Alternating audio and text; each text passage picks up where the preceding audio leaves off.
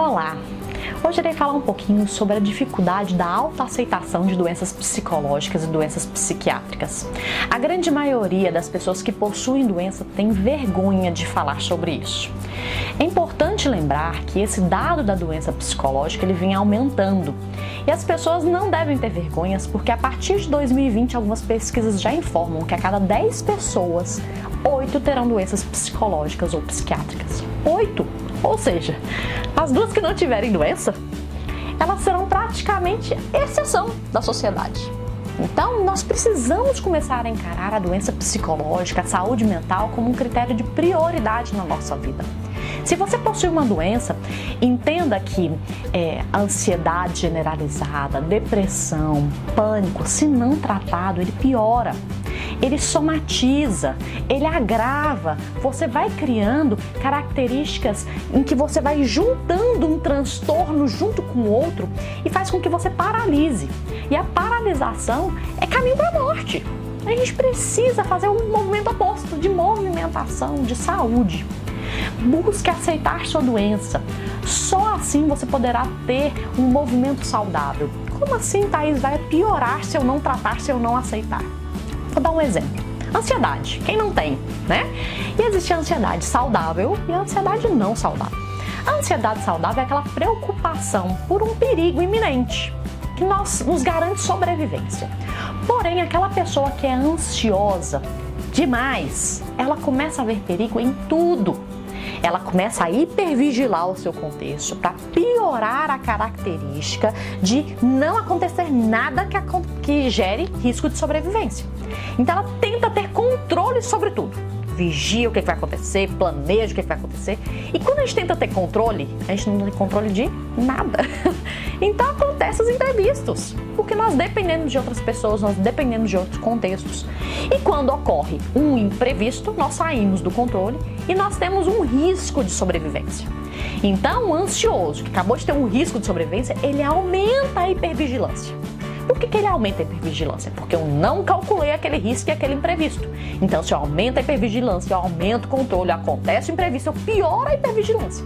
E vira um ciclo de ansiedade anormal. A pessoa vai ficando tão hipervigilante, tão ansioso, que ele começa a ter taquicardia e ele começa a generalizar situações. Então, se eu vigio a minha saúde, automaticamente eu começo a vigiar se dentro do carro eu estou tendo taquicardia. Se dentro do supermercado eu estou conseguindo fazer as compras e estou com alguma sensação física estranha. Se alguém está me vigiando naquele momento, a gente começa a generalizar situações. Antes podia ser só uma hipervigilância de saúde física. Começa a ter uma hipervigilância de lugares sociais, uma hipervigilância de relações estabelecidas. E a doença vai agravando porque você começa a hiperventilar, a ter taquicardia, que são sensações normais, e você começar a encarar isso como uma doença.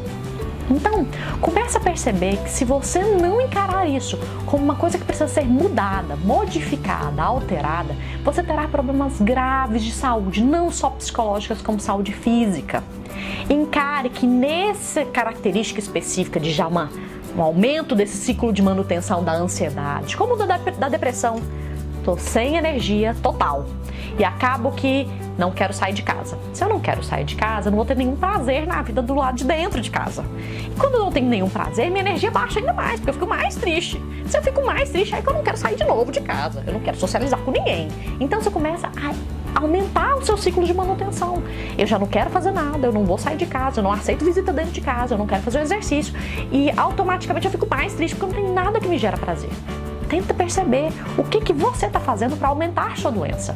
A não aceitação, a vergonha, a culpa de estar doente, o que a sociedade julga, que nossa, você é depressivo, você é ansioso, que frescura. Não é frescura.